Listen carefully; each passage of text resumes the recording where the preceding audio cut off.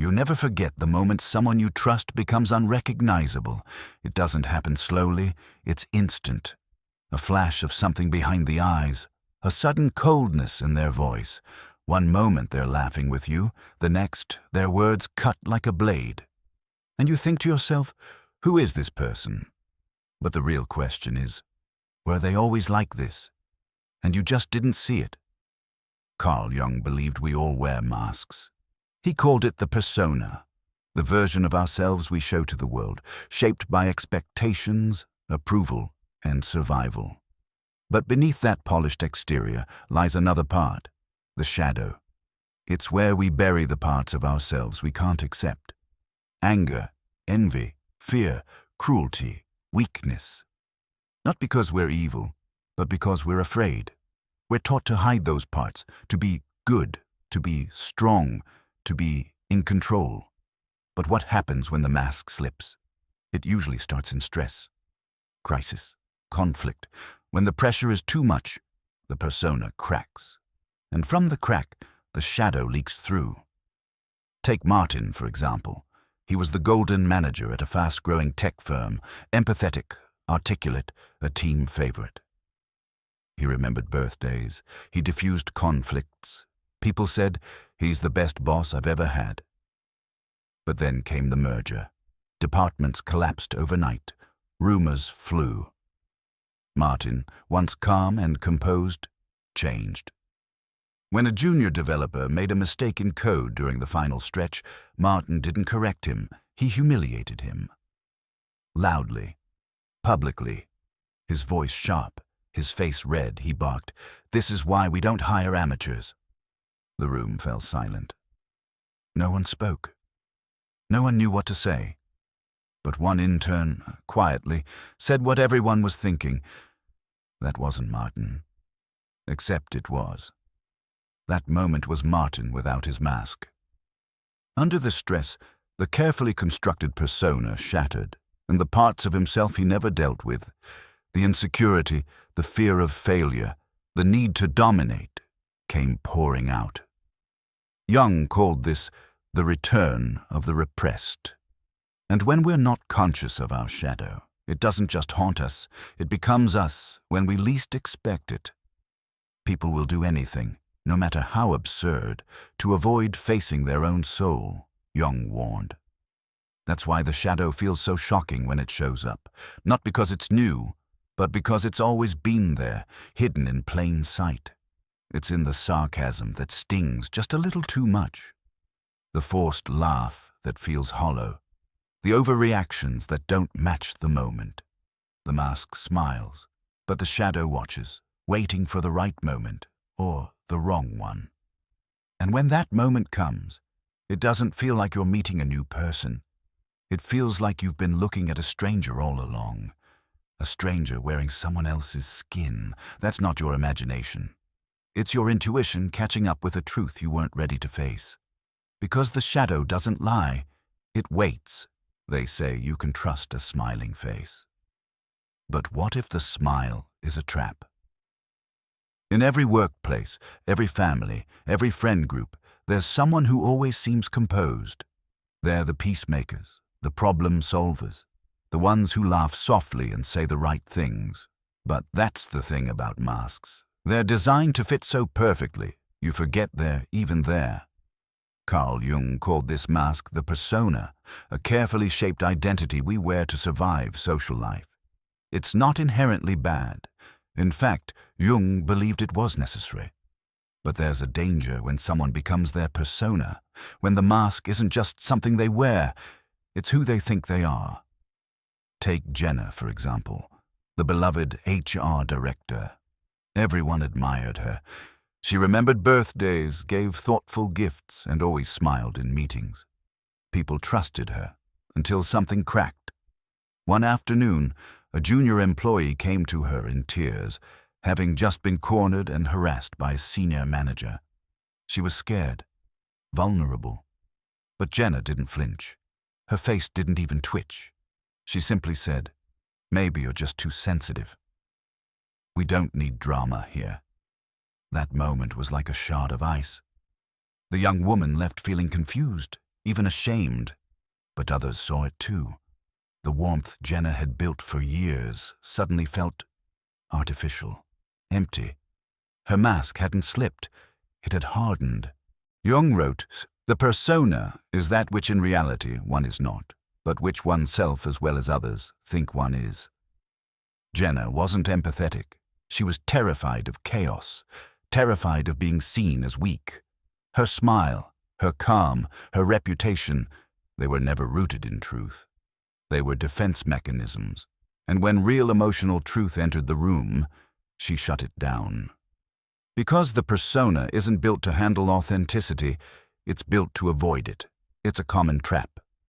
People build personas to protect themselves from judgment, shame, or rejection. A man who was bullied for being soft becomes the sarcastic joker at every party. A woman told she was too much learns to be the quiet listener. Over time, these roles take over, until the real self, with all its messy complexity, is locked away.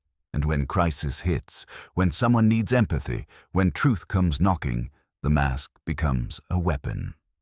We often mistake social charm for emotional depth. But they are not the same.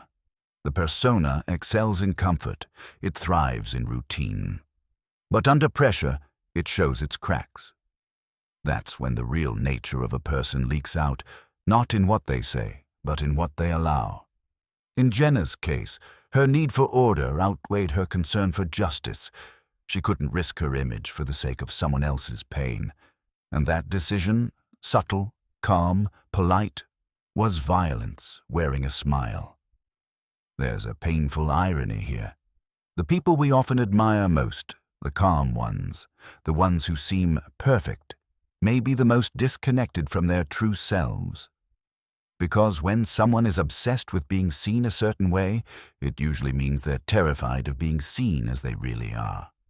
So the next time someone says, "I'm just doing my job," while hurting others, ask yourself what mask they're hiding behind. And more importantly, ask what truth they're trying not to face. Because some masks aren't just hiding people, they're holding them hostage. It doesn't matter how polished, composed, or admired someone seems, if they've never confronted their own shadow, it will come pouring out the moment they lose control. That's the terrifying truth. And most people have no idea it's happening. They think they're just having a bad day, or that someone else pushed them too far. But what's really happening is this. The mask they wear, the persona, has cracked. And through that fracture, their unconscious self begins to speak. Carl Jung warned us that the shadow is not some monster hiding in the dark. It's not evil by default. It's simply the part of us we try to forget. The feelings we bury, the instincts we repress. It's the rage we deny having, the jealousy we pretend not to feel, the need for control we disguise as leadership. The more we hide these things from ourselves, the more power they gain. Until one day, under pressure, they explode. Take David, for example. A senior team leader in a tech firm, calm, strategic, articulate. Everyone respects him. He's known for his patience, his coaching style, his ability to stay composed under stress. But then one morning, the entire system crashes. The company's product goes offline for hours. Customers are panicking, execs are calling, and suddenly, David changes. He storms into the conference room and starts yelling, not at the root cause, but at his own junior developers. "What were you thinking?" he shouts. "How could you not catch this? Do you even belong here?" The interns freeze. One starts to cry. David doesn't notice. Or maybe he doesn't care. Because in that moment, he isn't David the mentor. He's David the frightened boy who was once punished for failure. The shadow has surfaced, and it's driving now. The moment his control was threatened, all the parts of himself he's denied, fear, anger, helplessness, came flooding out. This is not uncommon. The people who pride themselves on being the calmest often have the most repressed chaos. And when that chaos erupts, it's rarely aimed at the real cause. It targets the vulnerable, the powerless, the innocent. That's the cruelty of the shadow. It doesn't lash out at the problem. It lashes out at whoever is closest. Jung explained it like this. Until you make the unconscious conscious, it will direct your life and you will call it fate. David didn't choose to become cruel, but he never chose to confront his fear either. So when the pressure came, his shadow did exactly what it was built to do: protect his ego, no matter who got hurt. Think about it. How many times have you seen someone flip from kind to cruel in seconds? How often have you heard someone say, "That's not like them," after witnessing behavior that was exactly who they are when the mask falls away? This is not randomness. It's not just stress. It's what happens when a person refuses to meet their shadow. Eventually, the shadow shows up on its own, and it never asks permission. There's a kind of tragic irony in watching someone unravel like this, especially when they believe they're still in control. That's the danger of the unexamined self. The more tightly you grip the mask, the harder it breaks when life shakes you. So ask yourself, who do you become when things fall apart? Who takes over when you feel powerless, exposed, or threatened? Because the mask doesn't protect you forever, and neither does the lie you tell yourself about who you are. Because what we deny in ourselves, we often unleash on others. Sometimes the biggest red flag is the person pointing the finger. You're standing there, confused, stunned, being called manipulative, dishonest, selfish, and none of it fits. The accusation feels off, almost like it came from a place far deeper than the current moment. That's because it often does. What you're witnessing isn't just anger, it's projection. And Carl Jung believed projection is one of the clearest windows into the human shadow, the parts of ourselves we refuse to face. In Jungian psychology, the shadow is everything a person cannot or will not see in themselves: jealousy, cruelty, insecurity, control, fear. But just because someone doesn't see these things in themselves doesn't mean they disappear. Instead, the psyche finds a release valve, and that release is often you. When someone hasn't made peace with their own darkness, they unconsciously project it onto others. In Jung's words, everything that irritates us about others can lead us to an understanding of ourselves. But the opposite is just as important. What people accuse in others often reflects what they secretly fear or despise in themselves. Take Erica, a bright, accomplished team lead known for her sharp instincts. She often said things like, "I can smell a manipulator from a mile away," and was quick to warn others about supposed threats. But over time, her teammates noticed something odd. The people she accused, a quiet analyst, a kind-hearted intern, a soft-spoken developer, didn't match the behavior she described. In fact, Erica herself often stirred tension, whispering private concerns to upper management, isolating anyone she viewed as competition, spinning narratives that made her look like the only trustworthy voice. Her accusations weren't insights, they were confessions, unconscious ones.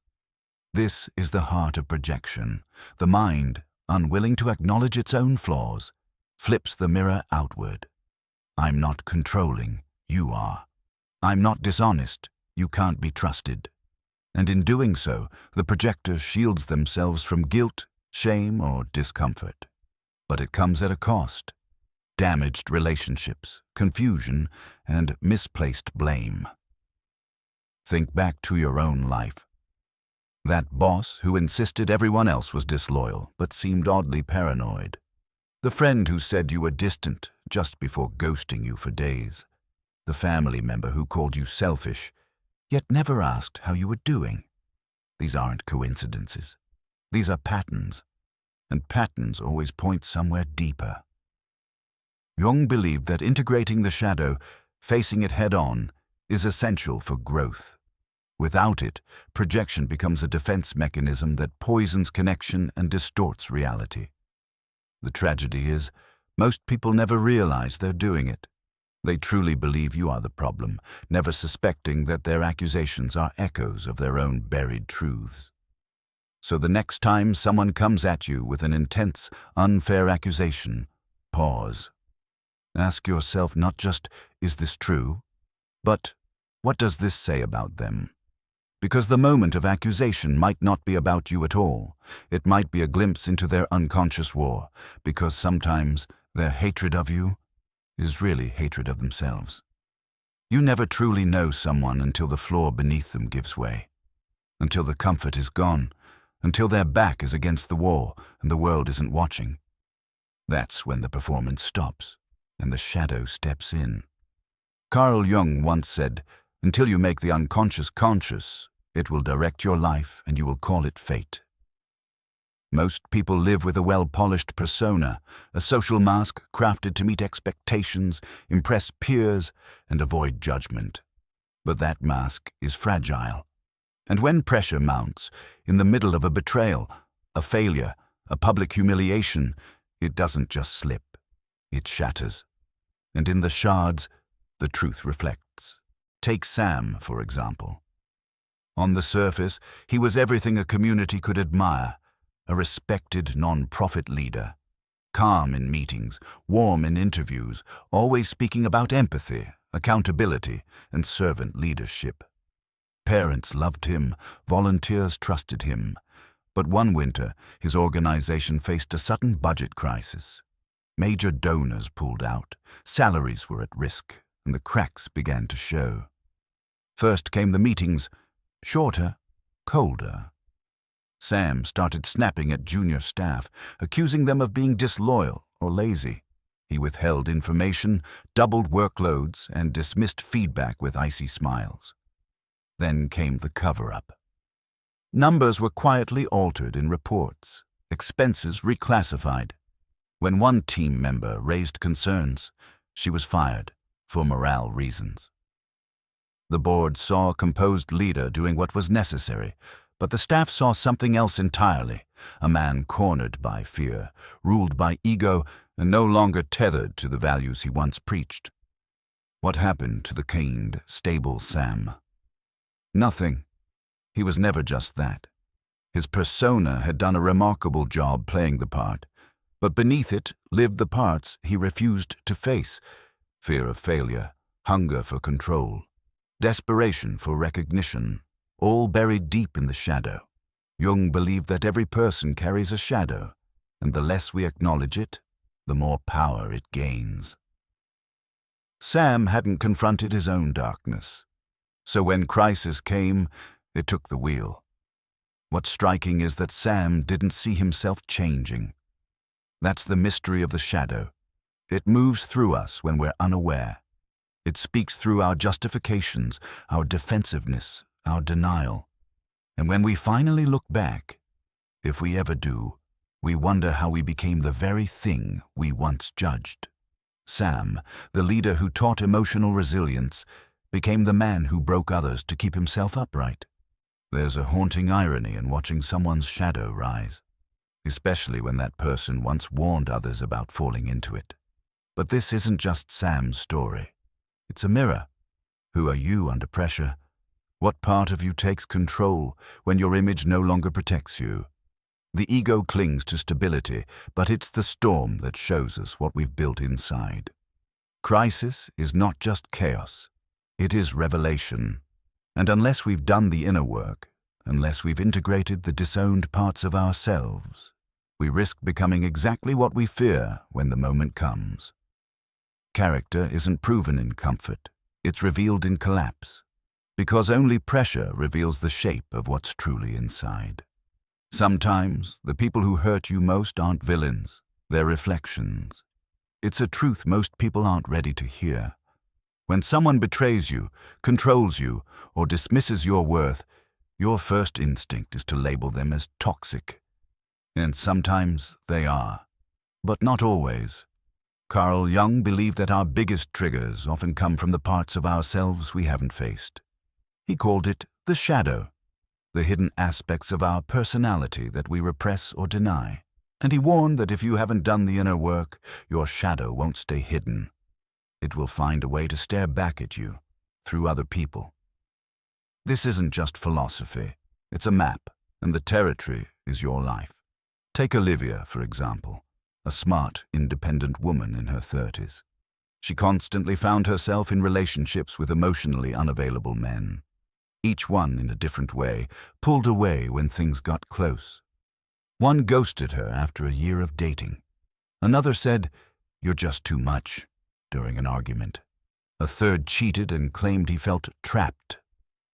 Olivia, heartbroken and exhausted, told her therapist, "Why do I keep attracting men who run?" That's when the mirror cracked. Her therapist asked, "When did you first learn to chase people who couldn't give you love?" Olivia froze. Her mind drifted to childhood. Her father, warm one day, cold the next. A man who praised her when she excelled, but withdrew affection when she cried or asked for help. That's when she realized she wasn't just unlucky in love. She was reenacting a pattern. These men weren't random. They were mirrors reflecting the wound she never healed. The wound that whispered, "If I try harder, maybe they'll stay." Jung wrote, "Until you make the unconscious conscious, it will direct your life and you will call it fate." Olivia wasn't cursed. She was unconscious, and until she saw the part of herself that craved love from the emotionally distant, she was destined to repeat the story, not because she wanted pain, but because she hadn't yet integrated the part of her that believed she had to earn love through suffering. This is the path of individuation, the process of becoming whole by facing your shadow. It means accepting that sometimes the people who hurt you aren't entirely to blame. They're playing roles in a drama you unconsciously wrote. That friend who gossips? Maybe they echo your own fear of being forgotten. That co-worker who competes with you? Maybe they reflect your buried need to prove yourself. That partner who controls you? Maybe they reflect your deep fear of being abandoned, a fear so loud you silence yourself just to keep the peace. None of this means you should accept abuse or stay in harmful relationships. Boundaries are essential. But it does mean asking deeper questions when you feel unusually hurt or angry. Why this person? Why this reaction? What truth am I avoiding? The answer often reveals the shadow's fingerprints. And here's the real twist. When you finally see what others are reflecting, something shifts. You stop trying to fix them. You start healing you. You realize the pain was never just about them. It was a signal from your unconscious, begging to be heard.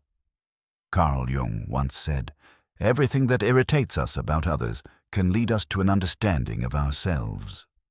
So next time someone triggers you, don't just ask, "What's wrong with them?" Ask, "What are they showing me about myself?" Because to truly see others, you first have to see yourself. There's a reason the scariest monster is the one you can't see, especially when it lives inside you. Carl Jung didn't speak of darkness as something outside us. He warned that the most dangerous kind of darkness is internal, the shadow we ignore, deny, and pretend doesn't exist. And the truth is, the people most controlled by their shadow are the ones who think they don't have one. They walk through life unaware of the harm they cause, blaming others, breaking trust, burning bridges, and all the while seeing themselves as victims. The mask they wear is so convincing, even they believe it. Take the story of Eli, a startup co-founder who built a company on values like transparency and emotional intelligence. He gave inspiring talks about self-awareness, held meditation circles in the office, and proudly wore the badge of conscious leadership.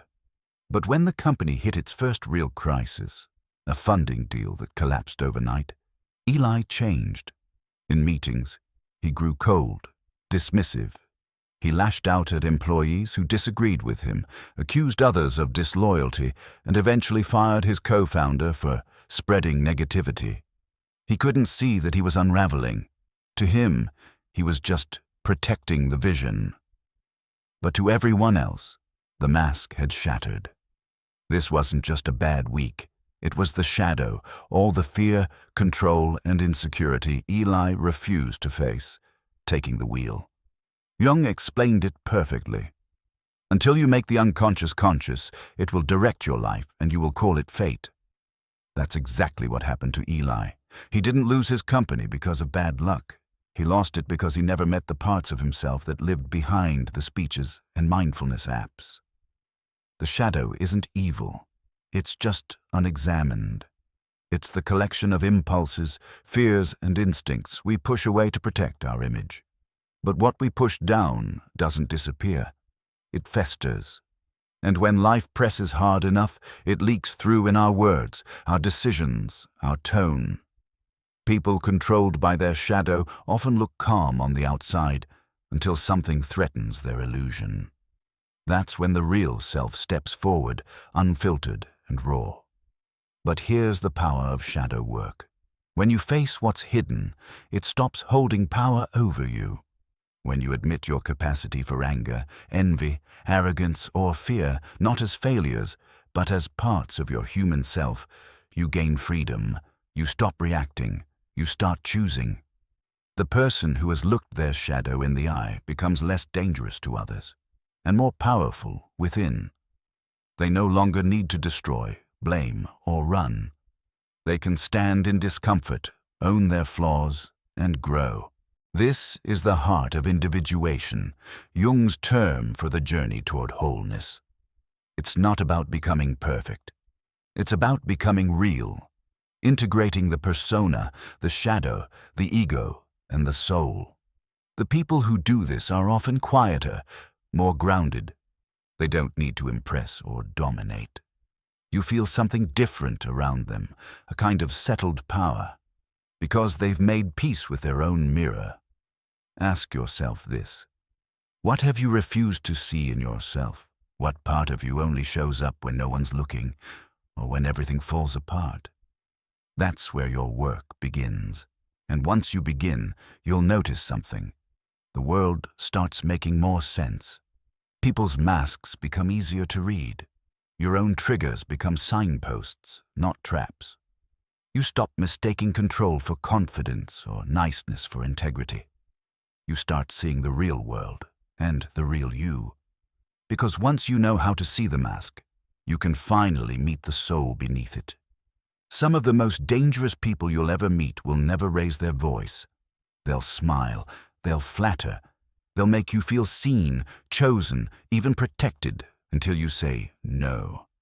Until you stop being useful. Until you stop agreeing. And then, slowly or suddenly, the mask slips. The warmth fades, and you realize it was never real. Carl Jung warned us about this when he spoke of the persona, the mask we wear to survive society. It's not inherently evil. We all wear masks, but some wear them too well. And for some, the mask isn't protection, it's manipulation. Jung said, the persona is that which in reality one is not, but which oneself as well as others think one is. These people don't show you who they are, they show you what gets them what they want. And that's the trap. You don't fall for them, you fall for their performance. Take the story of Olivia. She was warm, always helpful, the kind of co-worker everyone trusted. She listened with kind eyes and praised with precision. But when a younger, more talented employee named Renee was promoted over her, everything shifted. Olivia didn't lash out. She didn't scream. She simply stopped being kind. She grew cold, clipped, passive-aggressive. Meetings became minefields. The once generous mentor became a quiet saboteur. Renee, confused and hurt, tried to mend the relationship. But Olivia had never actually liked her. She liked being needed by her. The moment Renee rose above, the mask no longer served Olivia, so she removed it. This is the pattern Jung warned us about. The persona is context-dependent. It exists only in places where it earns value. But when there's no more reward, when admiration fades, power shifts, or you start setting boundaries, the mask falls. And beneath it, you often find resentment, envy, or insecurity. The shadow, as Jung called it. The repressed, unconscious side they refuse to face, and therefore project onto others. That's why Jung never said, "Don't trust people." He said, "Observe the cracks. Pay attention to how someone treats you when you have nothing to offer. How do they act when no one's watching? When the audience is gone, the script ends. What remains is the truth. Learn to watch for inconsistency. Charisma is magnetic, but consistency is revealing. Someone can be charming for hours, but not consistent for months. Trust is not earned through smiles, it's proven in patterns. So, how do you protect yourself? You don't build walls. You build awareness. You listen slowly. You speak less. You notice more. You don't rush to trust, but you don't become bitter either. You simply become wise. Because the mask will always crack under pressure, and when it does, you'll be ready to see. Because the real ones won't need a mask to stand beside you. Most people spend their entire lives trying to read others, watching for red flags, decoding body language, guarding against betrayal. But here's the truth no one tells you. The greatest danger isn't the mask someone else wears. It's the mask you wear without even realizing it, the one you crafted to survive, to fit in, to feel worthy. The most dangerous lies are the ones you tell yourself, and the moment you start unmasking others without turning the mirror inward, you're already lost. Carl Jung warned us, until you make the unconscious conscious, it will direct your life, and you will call it fate. That's not just poetic, it's terrifyingly accurate. Because behind every, "I just attract the wrong people," or "Why does this always happen to me?" is usually an unseen part of yourself calling the shots. The shadow, that quiet part of you you've buried, the resentment, the neediness, the guilt, the rage. The very parts you've spent a lifetime pretending don't exist. Take Rachel, for example, a woman in her 30s, polished, competent, always in control. She prided herself on being drama-free. She avoided people who were too emotional or unstable, but her relationships always ended the same way: cold, distant, empty. She'd call her exes manipulative, say they made her feel like a ghost. But the truth emerged slowly, through therapy and a brutal moment of clarity. She had been wearing a mask so perfectly constructed that no one ever got to see who she truly was. Not even herself. The deeper she looked, the more she saw. Her hatred for emotional people? That was her projection, because deep down, she was terrified of her own emotions. Her disgust for people who needed too much. It was shame. Shame for the part of her that still wanted to be held, to be reassured, to be seen. She hadn't been avoiding toxic people, she'd been avoiding her own shadow, and until she faced it, she kept attracting people who mirrored it back to her. Jung called this process individuation, not perfection, but integration, the journey of becoming whole by reclaiming every part of you you tried to exile. Not just the parts that earn praise, but the ones that make you flinch. The insecure boy inside the successful man, the jealous girl behind the kind friend, the hungry child hiding beneath the selfless giver. Until you face them, you will be ruled by them. There's a dramatic irony here, too. The very masks we wear to protect ourselves often become the cages we can't escape. The woman who hides her need ends up unloved. The man who hides his fear becomes a tyrant. The friend who hides his envy becomes a saboteur. We point fingers, but the real battle is inside. And it's not about shaming yourself, it's about reclaiming yourself. Because once you own your shadow, it no longer owns you. It's easy to chase red flags in others, much harder to notice when you're waving them at yourself. So ask yourself, what part of you have you tried to silence? What memory makes you flinch? What truth are you afraid others might see? That's the doorway. That's where your power lives. Jung didn't want us to become saints. He wanted us to become whole. Because the more of yourself you own, the less control other people's masks have over you. You stop chasing validation, you stop falling for charm, and most of all, you stop becoming what you hate. That's the endgame of all this. Because when you see your shadow clearly, you finally stop being blinded by theirs.